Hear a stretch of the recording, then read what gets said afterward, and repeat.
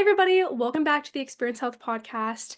Today, I am so excited to dive into talking about healing from overtraining, undereating, and regulating your menstrual cycle, improving women's health with Allison. So, Allison, welcome to the podcast. I'm super excited that you're here. Can you start by sharing a little bit about yourself, how your journey as a NCAA cheerleader and marathon runner shaped your passion for women's health? Yeah, of course. Yeah, thanks for having me. And we can dive right in. You mentioned it exactly, which is that I have a background of being a cheerleader. So I was an NCAA cheerleader in college. I cheered in high school, and then once I graduated, I got really into running. And during that period of time, I actually fell into a pattern where I was overtraining and underfueling, but it was very unintentional. I was just super interested in my health. I was interested in my fitness. And so I was trying to eat really clean. And also, I was training for increasingly longer and longer distances. And what I had developed as patterns that I thought were really optimal for my health in trying to eat really clean and trying to be really diligent about my nutrition actually resulted in a lot of other issues that I hadn't tied together.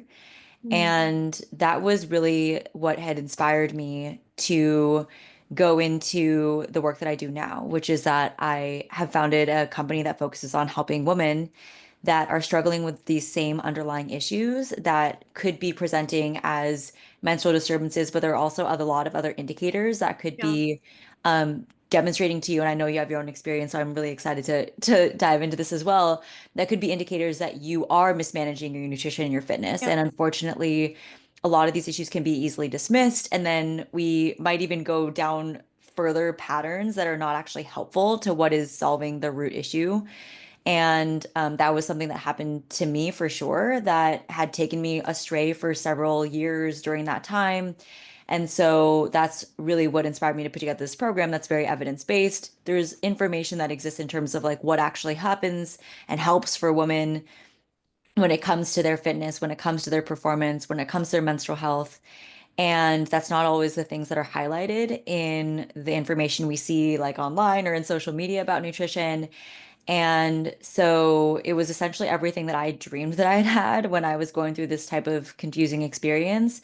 And I think that one of the things that we often don't talk about as much is how addressing what is beneath the surface when it comes to our nutrition, when it comes to our fitness, but also stress management and body image and all these other factors that are influencing our life and even how we're making decisions around food and exercise is Yeah. something that I really very much like incorporate into the program because I've seen that that is truly what produces like the most effective results for women that I work with.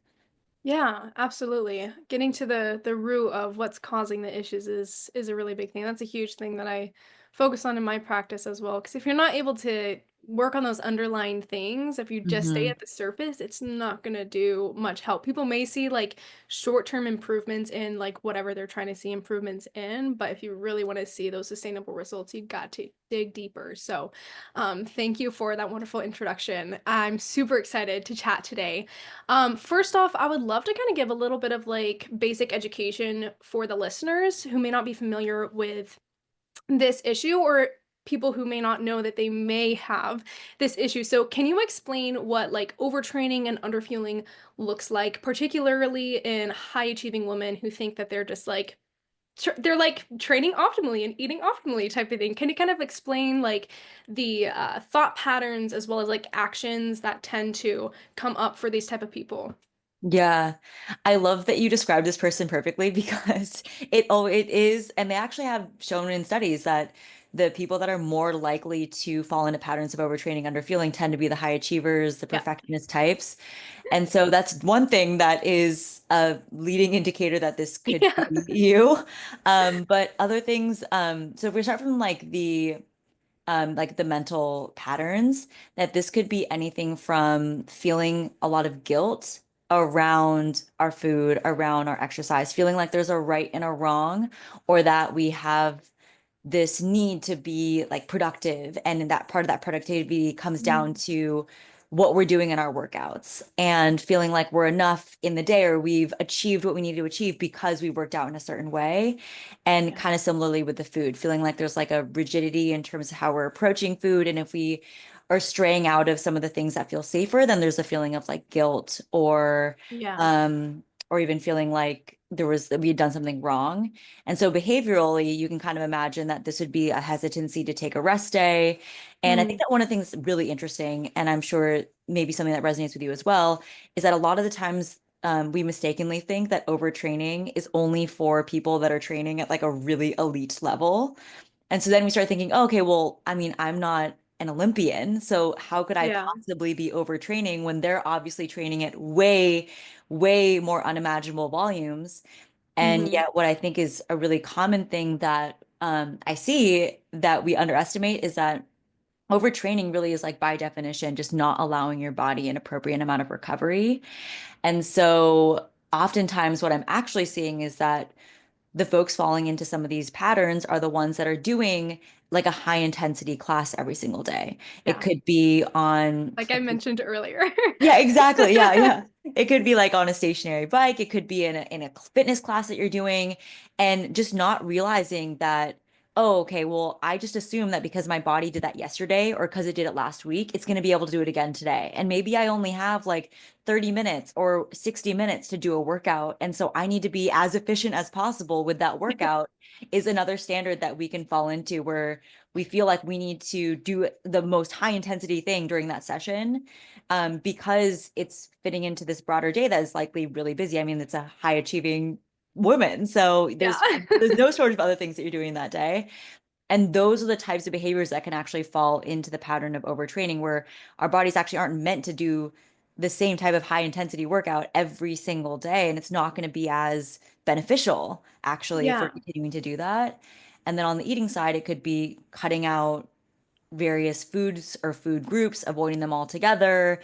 It could be having specific rules in terms of the timing of when you're eating or what you can and cannot eat or where you can and cannot go. So those are the types of behaviors that can be more prone to leading to somebody falling into these patterns of overtraining or underfueling.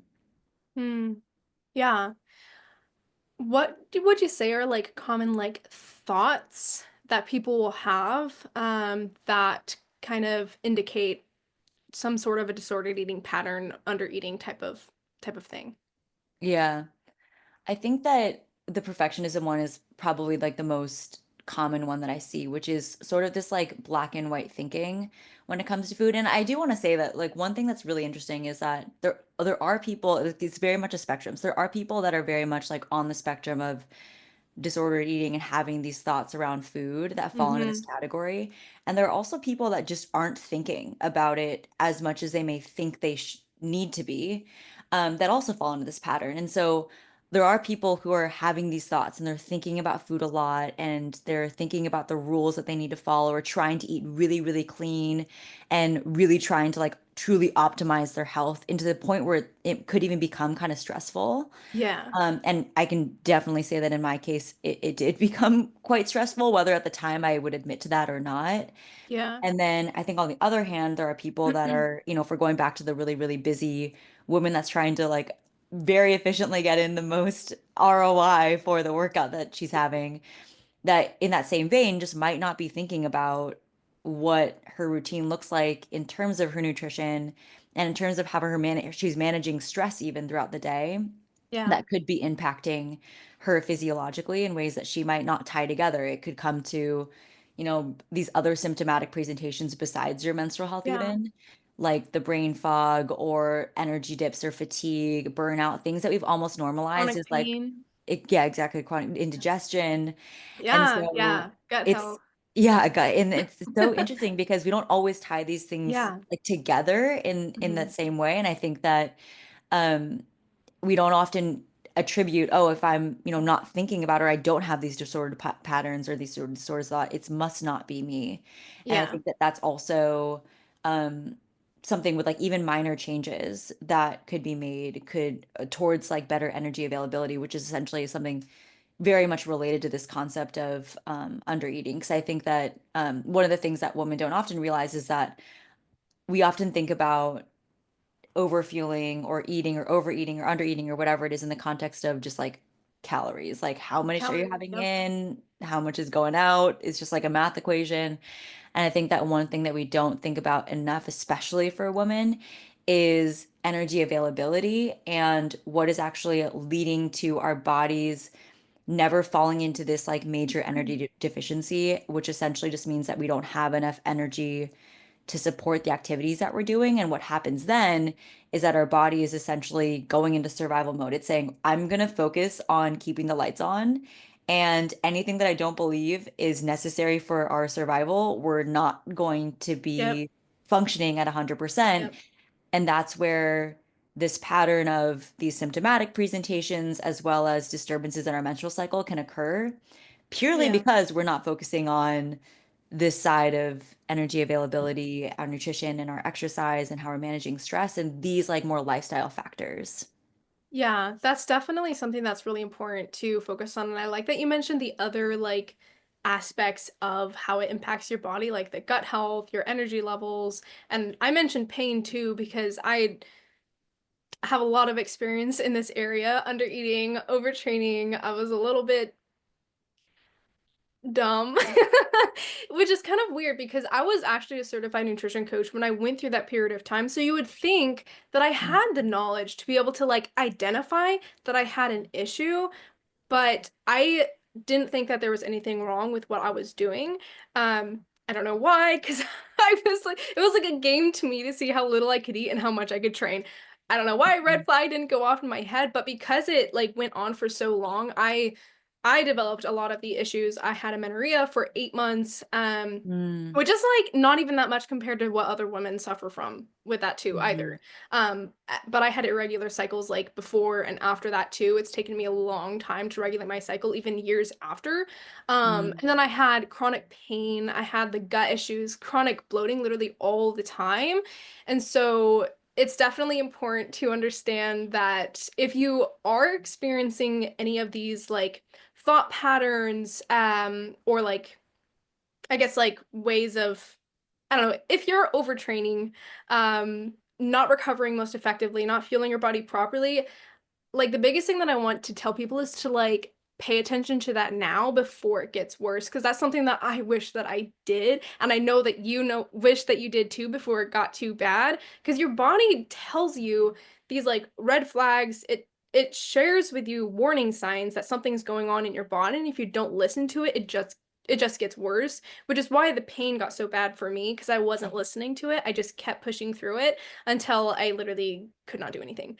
I had nerve pain and joint pain everywhere. It was mm, horrible. And so I definitely just want people to understand that that's where it could be. And we're here today to share with people how not to get there. And if you are there, what to do about it. So that's kind of like why we're here and what we're going to be doing about it. But getting back to it, you mentioned energy deficiency. So what people tend to call it is red S, or yep. relative energy deficiency in sports, which is like the main thing that we're talking about, in relation to overtraining and undereating. So, can you share with people like what it is and how it impacts women beyond just physical performance? Yeah. Yeah. So it's funny because the term is when relative energy deficiency in sport, it can sometimes, I think, turn people off of thinking that it applies to them. And I Yeah. think that the prevalence of this issue, just having interacted with enough women at this point, it's vastly underestimated to your point on like it took you even, and I can resonate the same for myself, so long to realize that this So was even an long. issue. Yeah. That it is very, very prevalent. And I love the point that you brought up, which is that it takes tuning in and starting to really try to understand not only like the thought patterns, which I think is an amazing point, but also some of these other like leading symptomatic presentations Yeah. that to actually observe, oh, okay, is this something that could be me? Because it impacts so many different areas, which I'll go into. So essentially the phrase energy deficiency in sport, it if we really break it down, it is in its most like elementary version of it, it is essentially the term that is saying you are overtraining and underfueling. But the reason that it's like a condition that we talk about is that it has symptomatic presentations beyond just your menstrual cycle. So it is something that can happen agnostic of your gender. And it does have short and long-term health implications. And Mm. so we can start with some of like the symptomatic presentations and then go into some of the health repercussions Yeah. because essentially that kind of outlines like how you can identify it and then also like why this matters. And so besides some of like the thought and the behavioral aspects that we mentioned, there are a lot of other signals that could be going off in terms of how this could present for you, even if it doesn't necessarily disrupt your menstrual cycle. Because, in fact, if it is disrupting your menstrual cycle and you're going long periods of time with amenorrhea, meaning that your period is missing altogether, that's actually a much more severe indicator that you're experiencing this relative to if your cycles are a little bit irregular. That is more of Mm. a leading indicator Yeah. versus like a more of like a red flag if your period is missing altogether, which is still Yeah. okay. Like it's in most cases completely reversible, but it does mean that if that is something you're experiencing, that I would strongly recommend prioritizing addressing this sooner than later.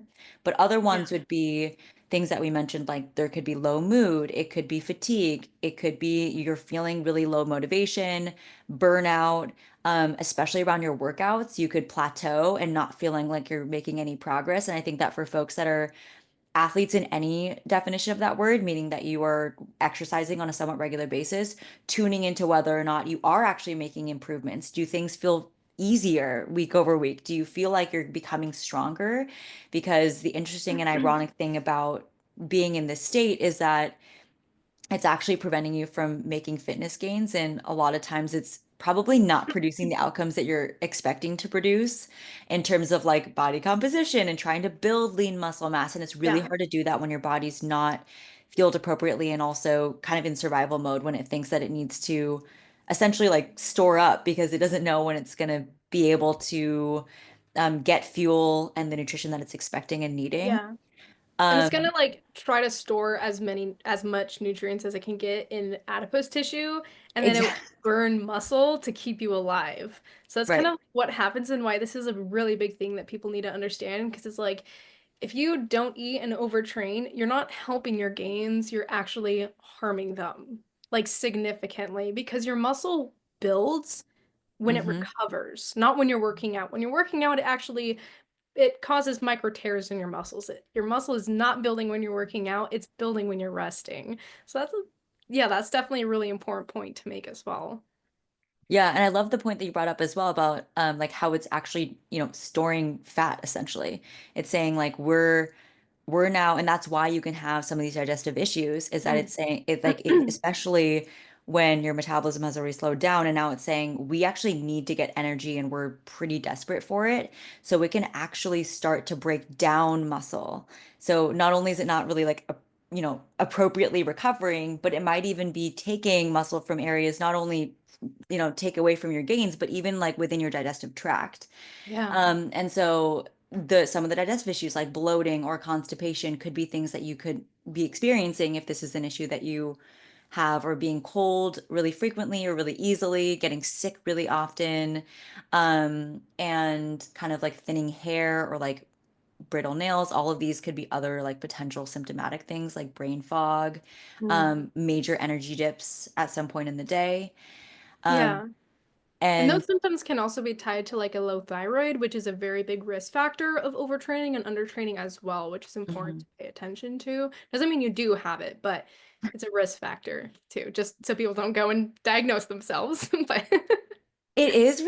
really interesting though, because a lot of these symptoms that we're mentioning, besides like maybe the amenorrhea, which is one that's like very clear, especially if you're not Yeah. on some sort of contraceptive, they're very easy to gaslight in yourself. They're very easy to dismiss or to say, no, this is just how everything is, or like it's not so bad that I can't endure it. And I think this kind Yeah. of goes back to that like mindset approach of like, well, I am going to work out today, and I'm not even going to take the beat to think about whether or not I feel super energized about that or whether or not I am feeling a lot of fatigue going into that session.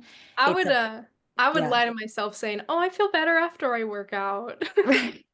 Yeah, exactly. Which like is probably true in some ways Yeah, but because, but also, yeah, I think that like there's also a difference in terms of feeling better because you absolutely depended on having that session in order to not feel super anxious and Yeah. restless for the rest of the day and feeling better because you're like, I feel so strong and I'm energized now and I'm really empowered. And I think that it's funny how I feel like we've normalized this idea of like discipline means like you're doing it every day, no matter what. You're going. And so, in other words, we kind of get praised for having that approach of like, well, I'm going to work out every single day, no matter what, Yeah. instead of being able to say, well, and take a beat and be like, oh, actually, how do I feel going into the session? How do I feel coming out of the session?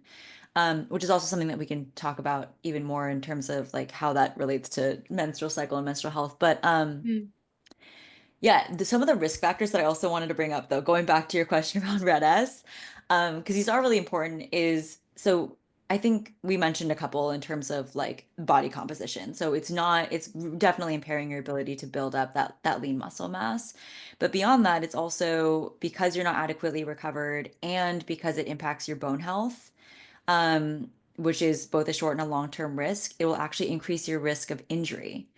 And Mm. so this can be something when we're talking about getting to the point where it's kind of like that rock bottom moment when you can't really ignore that you should address this issue and prioritize it. That's one of them that really pains me to see, especially for that person that is so kind of dependent on exercise in a way.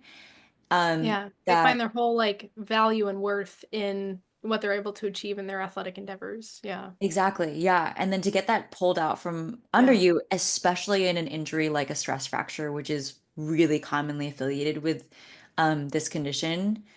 Oh no, did you get it? You got a stress fracture? Yeah.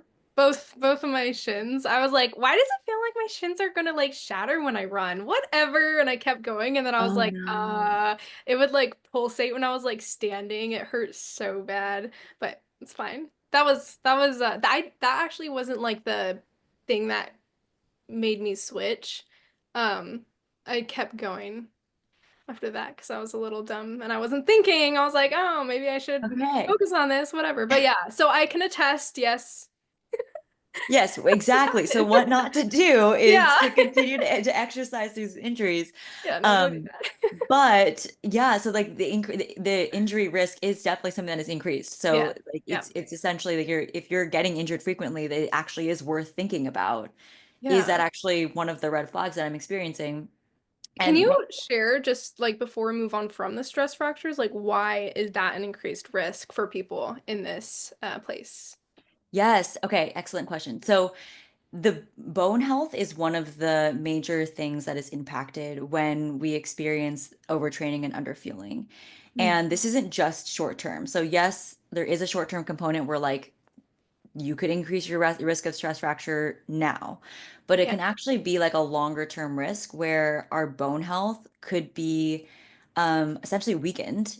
And Mm. that is a major issue, especially for women, because once we get into those later years, our bone health already is at risk when we go through menopause Yeah. transitions. And so we definitely want to be building up our bone and our bone density for as long as possible while we still are in that phase of life. And the reason that our bone health is at risk is that our bone health is very heavily influenced by estrogen. And so when our estrogen levels are low and chronically low, especially if you're experiencing these menstrual disturbances, and especially if you're experiencing amenorrhea, then what can happen is there's an imbalance in terms of how our bones are being built relative to how our bones are being degraded. And it's funny because in a natural balance, what you would see is that your bone tissue should actually be turning over. And so you do want to build up bone tissue and you do Yeah. actually want to discard bone tissue that's not going to be beneficial anymore.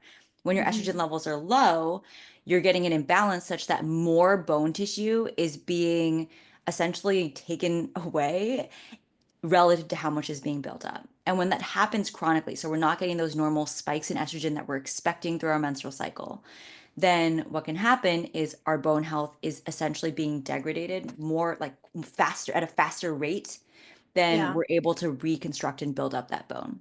Yeah. And Which so, should not be yeah, something that young people should even have to think about, like actually worrying about. That should be yeah. like later on, not in your like teens, 20s type range. That should not be something that people worry about. But when you run into like nutrient deficiencies and then hormonal dysregulations like this, it's a really big problem for people.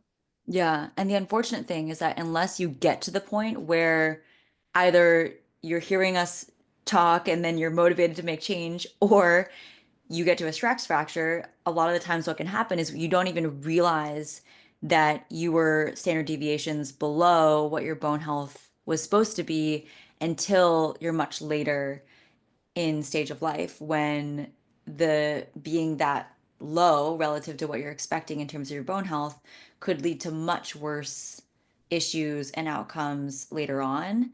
But again, there's still hope. Like a lot of these things can be reversed. A lot of these things can be fixed, and I think that it takes that understanding of what some of the consequences are to really motivate change. Because for most people, especially for younger women, it's absolutely not too late to make a change. And as you mentioned, it's definitely not the point in your life when you want to be super, super, super worried about your bone health. Yeah.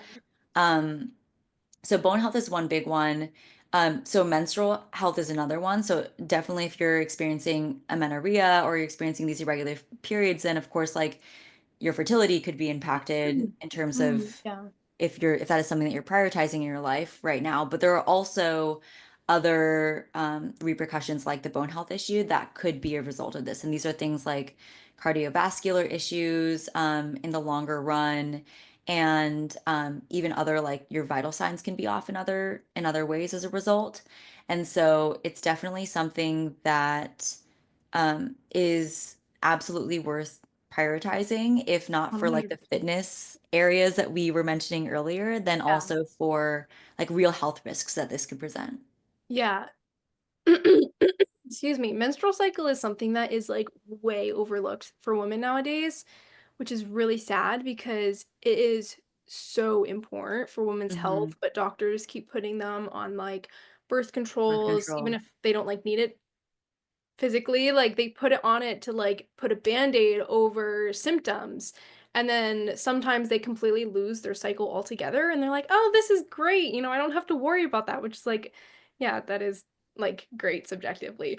But when it comes to your health, if you're not having a period, that is absolutely terrible for your health in the long run, not just like Hmm. for fertility, that can have a huge impact on your fertility, but also in um your health, again, as you mentioned, your cardiovascular health in the future, that incredibly increases your risk of like a stroke, heart disease.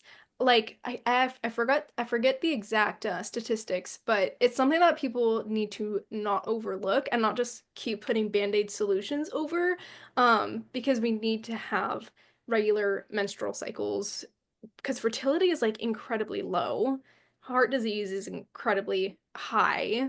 And if we want to make positive changes, and also like weight loss resistance is another thing that many people, the many women especially, are running into as well because they're not listening to their body and instead just putting a band-aid solution over it and then wondering why they're having all of these other issues. So I think Hmm. that's something that's really important for people to pay attention to as well in the Yeah. menstrual cycle side of things. So Yeah, for are sure. there Right. are there Yeah, any go ahead. other like big telltale signs that we haven't discussed that people are running into or that they need to pay attention to their health? I think that when it comes to their like the overtraining and underfueling, I feel like we captured the big Yeah, ones.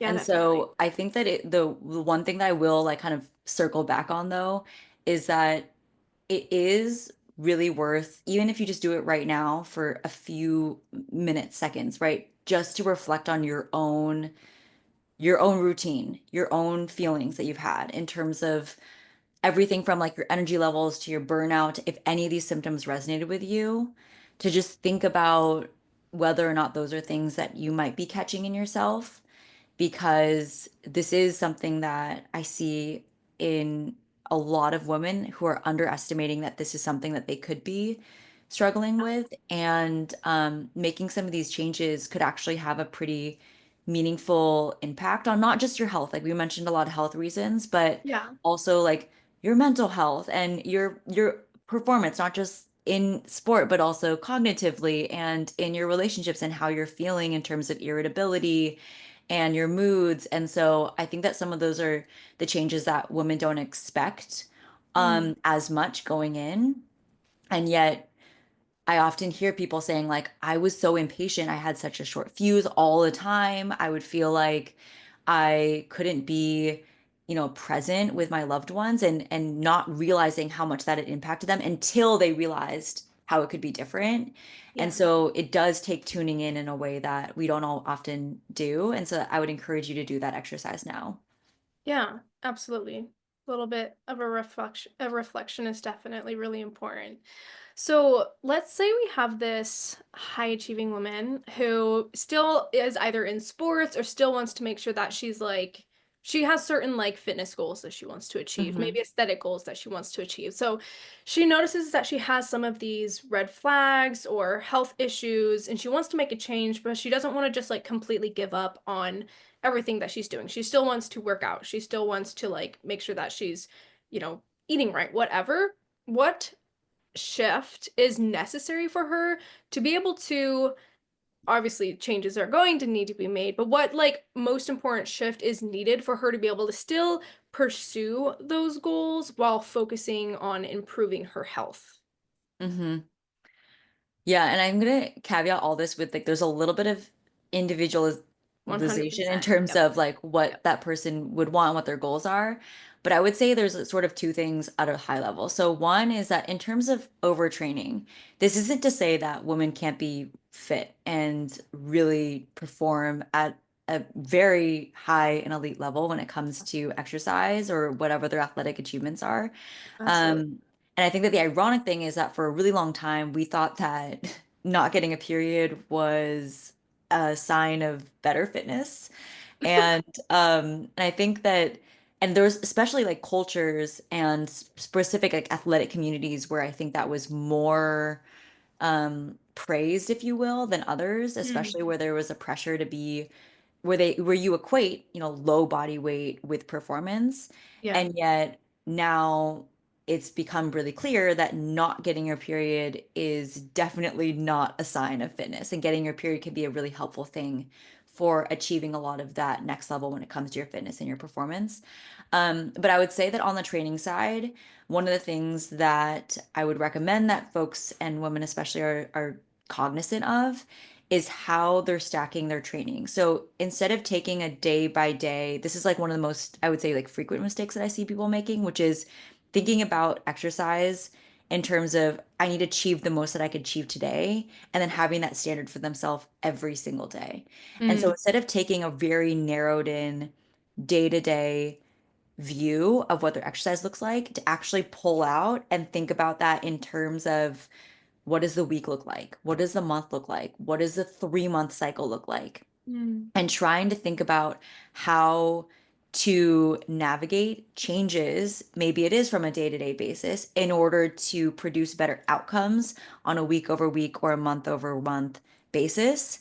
And that might sound like either really obvious or really rudimentary, but actually that is one thing that can help us be more strategic about when is recovery happening and be more informed about being able to tune in about how your body is adapting to some of the training that you're putting it through and how we're stacking that up towards whatever the goal is that you might have, especially, as you're mentioning someone that might have a more discrete performance goal at a specific point in time, that approach and strategy tends to be um, a better approach to prevent someone from getting into the pattern of like, I feel like I need to hit this certain standard every single day in order to Yeah. feel good about today versus thinking, oh, I'm thinking about this in terms of a pattern.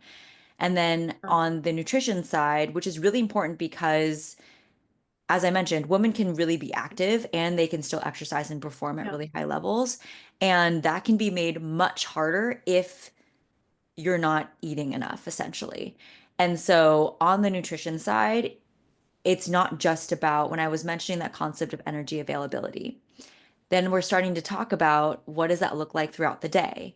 What does it look like in terms of the timing that you're eating, both relative to when you're exercising, as well as what you're having in each of those sessions so that and when I say sessions, I mean like each meal or each snack, so that we're balancing blood sugar and we're not creating very long periods of being in a fasted state, Mm. which women are a lot more sensitive to relative to men. So it's taking a different view, kind of similar to the exercise side, instead of just thinking about it in terms of this like math equation at the end of the day, which is not really how our bodies are thinking about it in terms of energy availability and how we're fueling in terms of timing, in terms of composition throughout the day to support our hormonal health, but it'll also, to your point, support your metabolism and your gut health and all these other aspects that can be improved on top of once we are getting this foundational element right, which is getting the energy availability and getting Yeah. enough nutrients relative to what our body needs. Yeah. Sorry, I don't know why my throat is being weird today, but that's definitely a really important point for people to make because I think like just bringing my story into it and you can talk about this as well. I think Mhm. a really big issue for me was not like just the amount that I was training. It was like 10 to 14 times per week. It was the fact that I was eating as little food as possible. I wasn't making sure that I was fueled before my workouts, and I tried to like feel hungry as much as I possibly could because I thought that that was like, oh, I'm like burning fat. This is like amazing. So I would like try to like chase that feeling of hunger because I thought that was like helping me get as lean Mm. as possible. When I think like the biggest thing wasn't just like the training. The bigger thing I think was because I wasn't feeling my body properly. Mhm. In your experience, since you work in this and you can also bring your story into this as well, like putting like training to the side, like how much have you found that most of the time women get into this spot because of like improper nutrition? Yeah. I think that it's very, very frequently that it's the nutritional side. Um, but oftentimes it is the combination Yeah. with like these tweaks. But the most common on the training side is this pattern of like the hit workout every single day Yeah. situation. But to your point, there's also this combination, and I find that usually it's at least the nutritional Mm. side of it, meaning that it's either the Yeah. nutritional side alone or it's the nutritional side and then we're And then also just training. tacking on Yeah. the training side as well. But the Yeah. interesting thing is that I've seen athletes that are training at pretty high levels, like we're thinking marathon, we're thinking triathlons, where they're doing double sessions in a day even, Yeah. that I would actually look at that and think, no, this really is a nutritional side, not necessarily a training side, even though they're training at high volumes, because they are trying to periodize their workouts. They are taking some recovery days, some rest days, and recovery sessions where they're truly going easy, but they're also not thinking about how they're incorporating some of the nutritional sides in. And just to give like a very tangible example, and I can use like my own story as an example, I was, of course, like in the natural, busy woman, high achiever state, working like pretty long work hours throughout the day. And so I was waking up pretty early in the morning, like before 6 a.m., let's say. Hmm. And usually I wouldn't wake up before 6 a.m. and immediately think, oh, I'm feeling really hungry. And I think that even just one of the things that I often see that we're working through with women in the program is like understanding hunger cues and understanding what hunger means. Because I feel like we affiliate it with Yes. this very specific definition of what hunger is. Yeah. And in fact, we've fallen then to the pattern of being underfueled because we're waiting till like a pretty severe case of being hungry to actually Yeah. justify, in air quotes, our Yeah. hunger. It's like if I'm not almost fainting, I'm not gonna eat. And in reality, yeah, like there's Yeah. always other signals that we can get that are Yeah. really valid signals that we are hungry. And also there are some instances like the one I'm about to mention where you eat because you know you need that fuel. Yeah. Um, and so it really is like deconstructing and reevaluating like what is that definition? What is our relationship with hunger? Mm. Is something I see as a common topic. But I would wake up really early. Let's say it's like, before 6 a.m. and I would immediately go out the door for a run. And then I would come back and probably check my work email, hurriedly change, frantically rush to make the train to commute into the office to then work. And then maybe once I get to work, I'd like have my breakfast or a snack or whatever it is.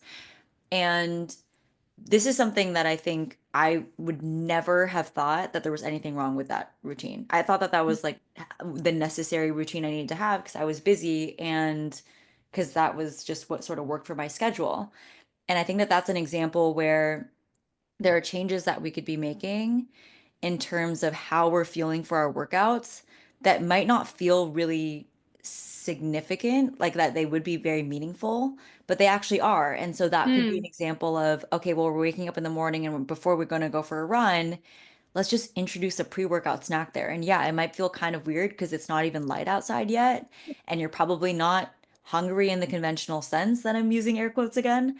yeah. Um, but it can be really helpful for your hormones because we're otherwise going into a state where we're fasted during training. We're also fasted because we haven't had anything since we last ate before we went to sleep, which for Mm, women, we're much more sensitive to that state and we'll probably perform better in the workout, but we'll also probably recover better from the actual session yeah. instead of our bodies now thinking, okay, now we're really in survival mode and Yeah. we're not really sure what to do with this like very stressful state that we've now induced in the morning. Um, Yeah. and then waiting to have that first meal until we, have now changed and gone through this whole experience and gotten into the office.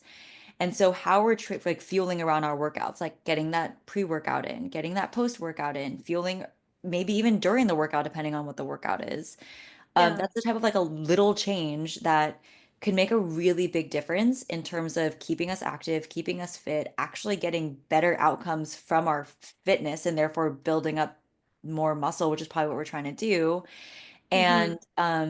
And also improving our own hormonal health. Yeah, definitely. And something that I think my audience will kind of like understand to bring in, I talk about stress hormones a lot, like cortisol. Hmm. And something that I do a lot in my practice is helping people optimize their cortisol pattern. And Hmm. so kind of we've not been talking about cortisol itself, but we've been talking about strategies to regulate cortisol without talking Yeah, about exactly. cortisol because pretty much when it comes down to it, cortisol is one of the major hormones that causes your body to get into fight or flight. It causes your body to want to store fat. It causes your body to get energy from your muscle, from your bones when it's chronically elevated.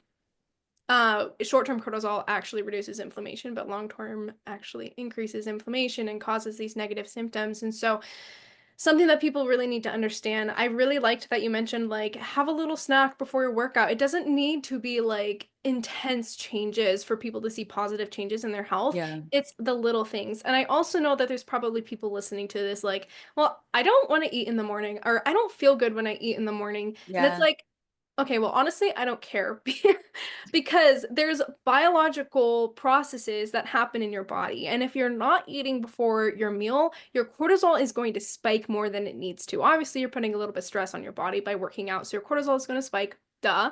But if you're not giving it the fuel that it needs, it's going to spike even more and put you in that fight or flight state, even after your workout, when your workout is done. Because optimally, your stress would increase a little bit during your workout. That would be called eustress. Um, that word's always weird to me. And then after your workout, your stress hormones should come down and you should be like recovering and getting into a, rest and digest type state.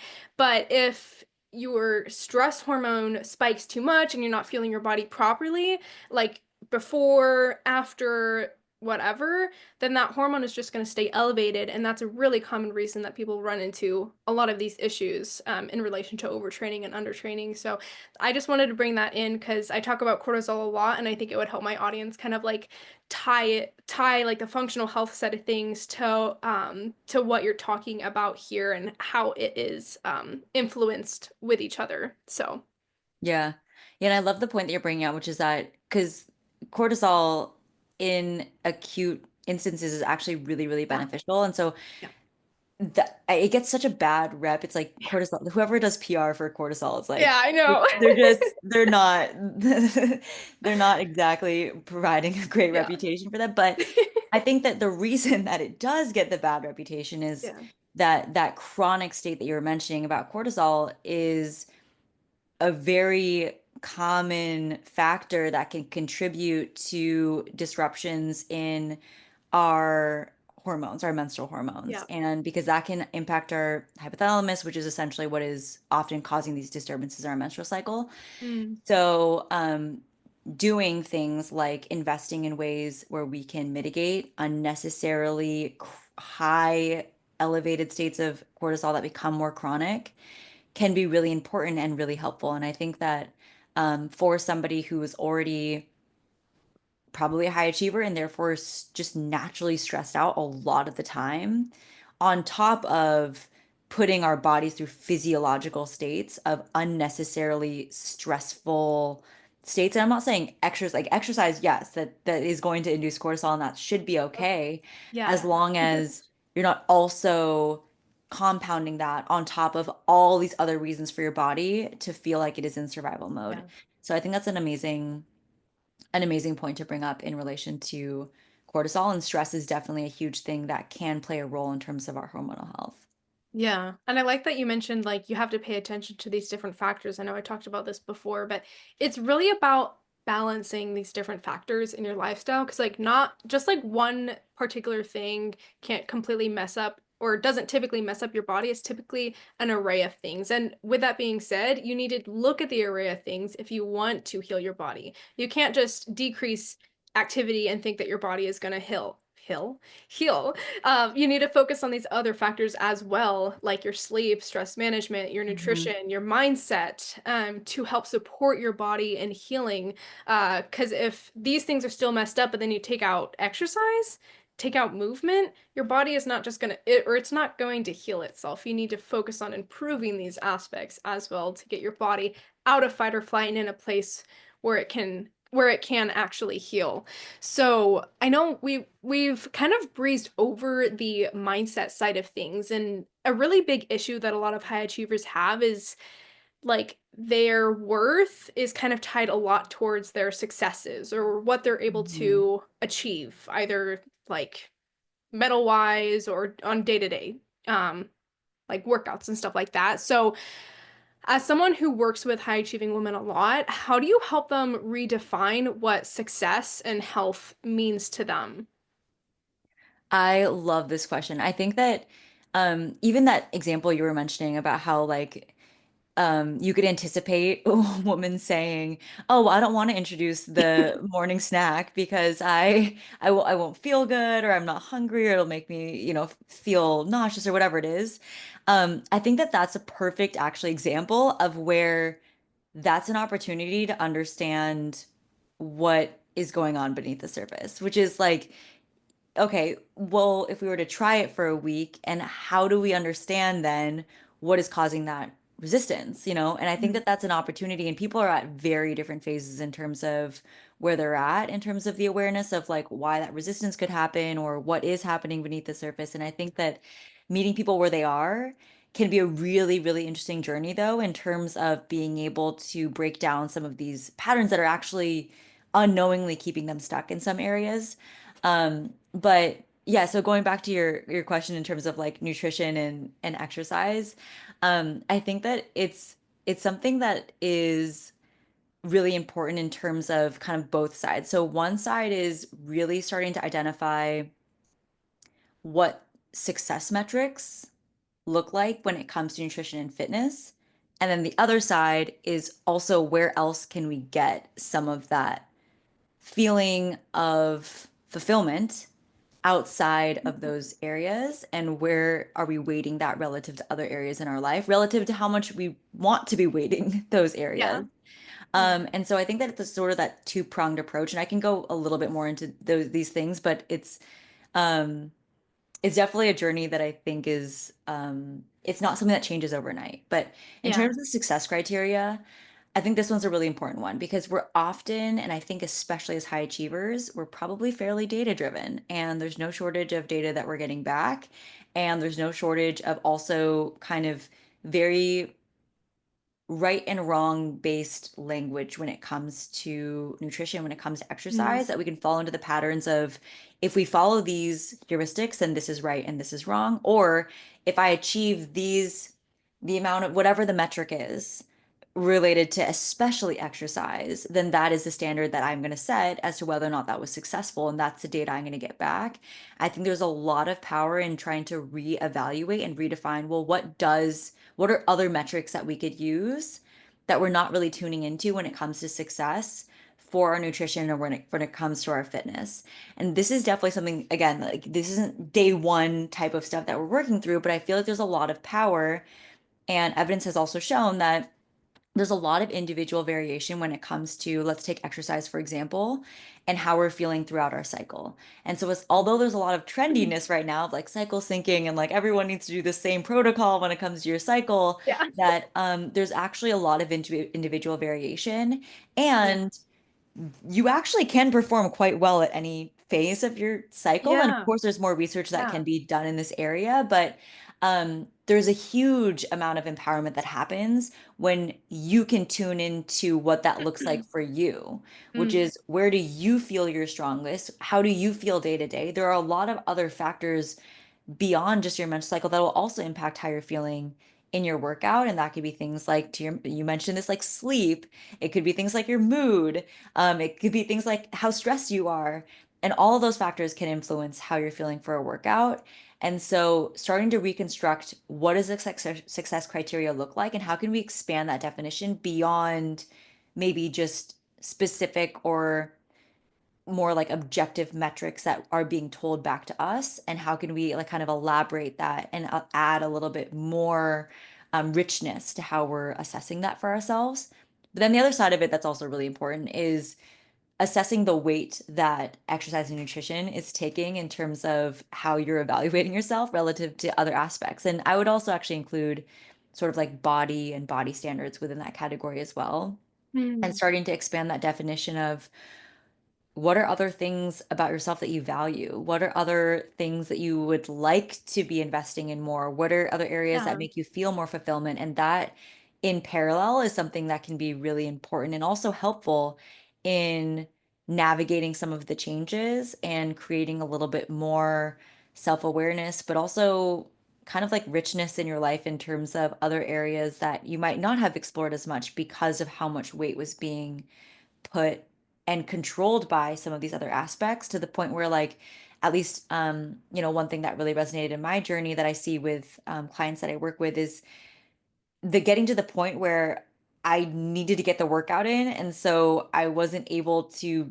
enjoy trips that I was going on to the extent that I wanted to, or feeling like I needed to stay within a certain zone with my food rigidity, that I couldn't enjoy going on spontaneous outings with people or going to a social event where I felt like I would have too much anxiety.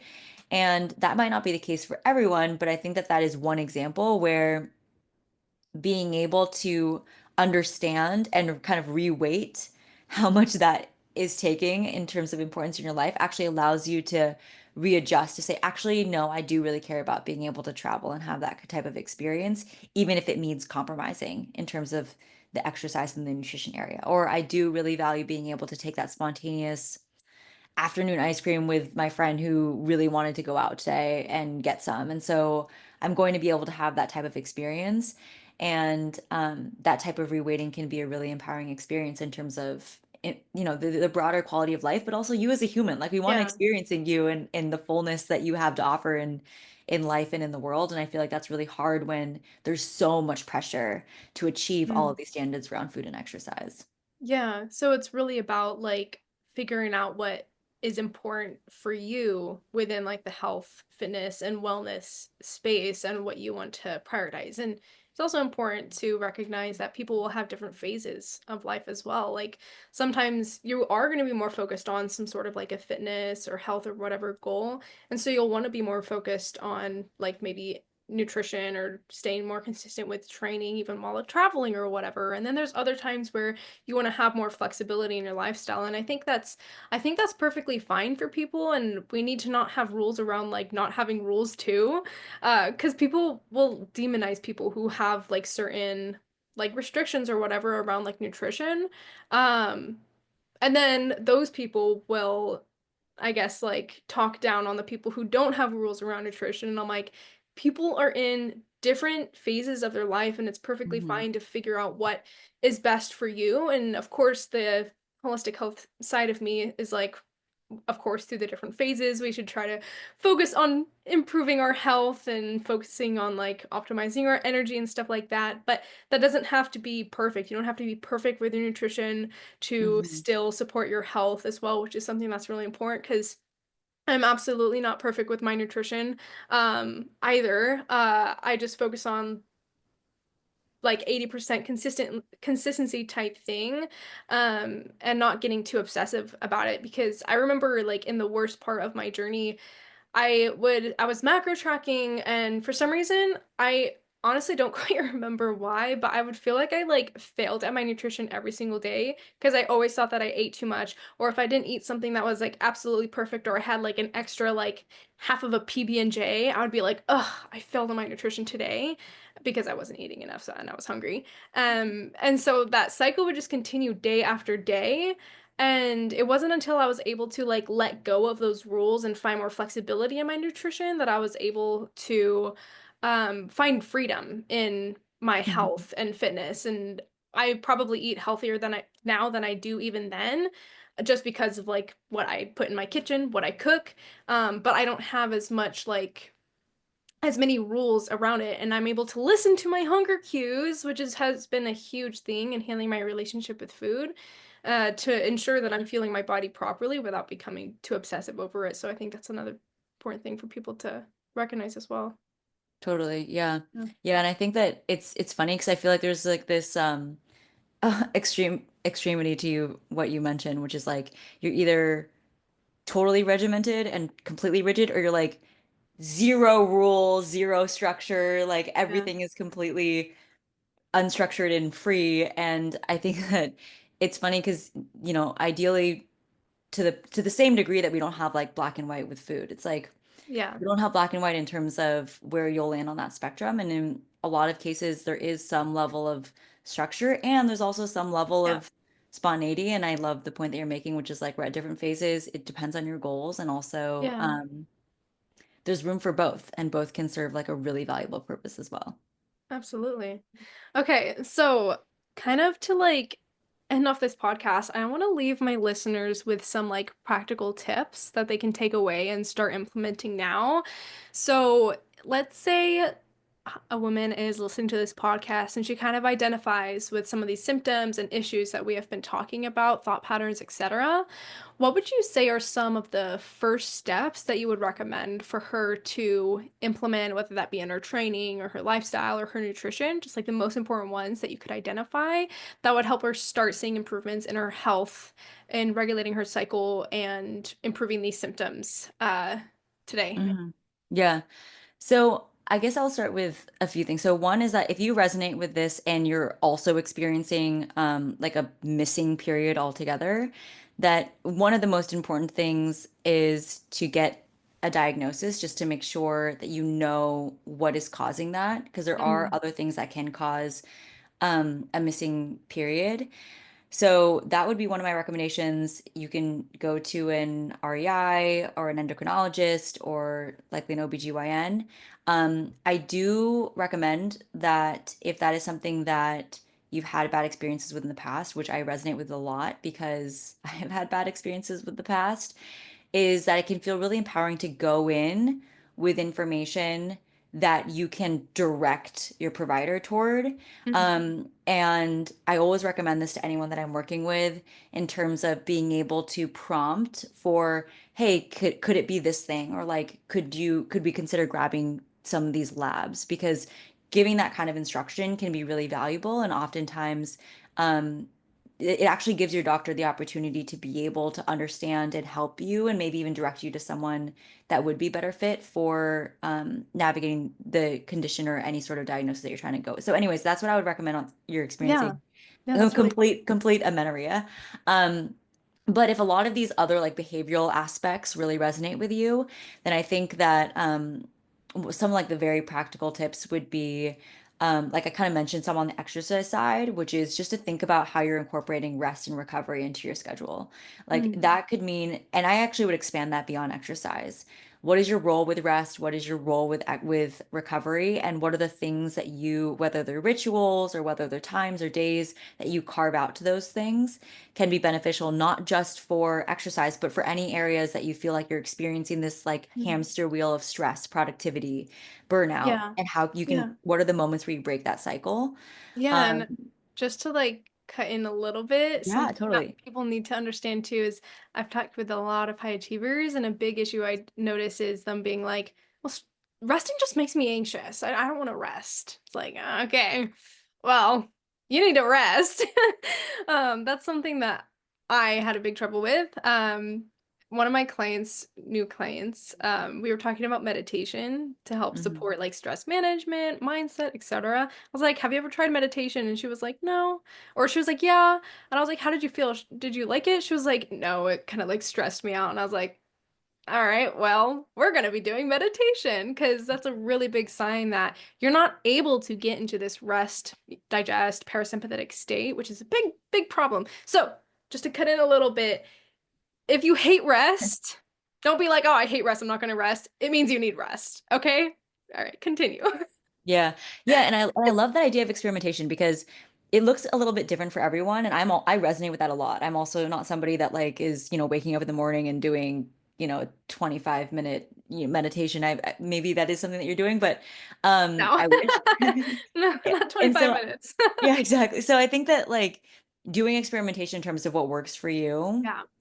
can be really valuable because it doesn't always have to be what you think it is in terms of what we see other people doing. Mm, And a lot of the times, some component of this is tied up in what are we giving ourselves permission to do? yeah. And if we're not giving ourselves permission to do things that we feel are indulgent, but we really want to do. And so I, similarly had a client that was like very much knew they wanted to get their nails done, but they would not do it because they were like, it's just too indulgent. I don't want to spend money on myself. I don't want to do it. It's like I have too much stuff to do. It's times like that that we can start to dig into and be like, well, that's actually potentially a good leading indicator of like maybe we try that as a version of rest for yourself that kind of breaks out Mm, of this cycle and gives you a moment for yourself in a way that we can try and see if that's something that is energizing for you. So I love that yeah. I love that notion because you're right. It's not something that's easy to say, easy done as said, I guess. Yeah. Um, and then uh, again, on the nutrition side, I guess I'll harp into the thing that I was mentioning, which is energy availability. And so this can Mhm. look like fueling around your workouts, having a pre-workout snack as a non-negotiable, and really avoiding intermittent fasting, which is something that was research was done on men that proved out that that was something that was effective. Yep. Yep. And so not if that is something that you're doing, then I think that the one very low hanging piece of fruit thing that you could do is stop doing that. Yeah. And Eat your so break, breakfast. yeah, eat breakfast. You can even include protein in there. That might even help even more. Oh, And some 100%. Yeah. carbs, we want the whole gang will be there, Balanced meal, you balanced guys. meal early in the day. Yes. And I love the point that you made earlier, which is that some of these tips, like it really is going back to the foundation. Yeah. And a lot of the times I feel like we're seeking out these like supplemental tips, these elixirs, these Mm, herbs, and mm. that Yeah. is all Ditch those great. And freaking supplements. Come on, you guys. like none of those are going to be as effective if we're Yeah. not getting the Yep. very foundational building blocks Yeah. for it right. And the beauty of that is that those foundational building blocks Yeah. don't have to be complex. And Yeah. so for the busy, high achieving person, we don't have to be intimidated by like the 80-step morning routine with like four different tonic elixir things as much as let's just make sure we're getting those basic foundational elements. And that could be doing something like the one actionable thing I would ask you to do is like have that breakfast. Yes, eat Um, that breakfast. I think that's a really, really good thing to share yeah, with you exactly. for Yeah, we sure. can end on that note even. Yeah. And don't rely on those supplements. There's supplements for a reason. I always tell my clients that supplements are there to support, not fix. You can't fix your body with supplements. It's the habits that count. Exactly. Cool. I think those were a few really good actionable items to share with people who may be in this space. But what would you say is like the one message or piece of advice that you want listeners to take away from this conversation? So if they leave this conversation and then they only hear this, what do you want them to hear? I think it would be all the way back to that first thing that we talked about, which was tune into yourself and really try to identify if this is something that resonates. Try to Mm, identify if you're experiencing some of these symptoms, try to identify if this is something that from a behavioral standpoint resonates with you. And if this is, then I would recommend making just one change. It could be mm. anything from breaking the fast and having the breakfast, like we were mentioning, or it could be scheduling an appointment if you're experiencing amenorrhea. It could be reaching out to one of us to have a Yeah, conversation. But just taking one small step, if this is something that you resonate with, can be a huge unlock in terms of transforming how many, many years of your life will go as a absolutely. result. Yeah, recognition is the first step to change. If you don't know it's going on, you're never going to change it because you don't know it's there in the first place. That was a huge thing that I had to face for me to be able to change. So I love that. Well, Allison, where can listeners connect with you to learn more about you and your incredible work? Yeah, so if you're interested in working together, then you can visit my website. It's theallymethod.com. And it has some free resources. It also has an application if you want to work together, which would get a free discovery call that we can chat together to discuss your story a little bit more and how we can support you. And then if you're interested in connecting or you have thoughts, questions, you want to share anything with me directly, then I'm on Instagram at Allison Yamamoto. It's my full name, and I always love to connect or hear or message with any of you directly. Beautiful. And I'll be putting those links in the show notes, as well as anything else that she wants me to link down there. But Allison, this was an amazing conversation. This definitely went over what we were planning. It always does. But You warned me, so it's okay. it was an incredible conversation, and I know people will get a lot out of this topic. So thank you. Thank you for hopping on today. Yeah, thank you so much for having me. Absolutely. See you guys next week.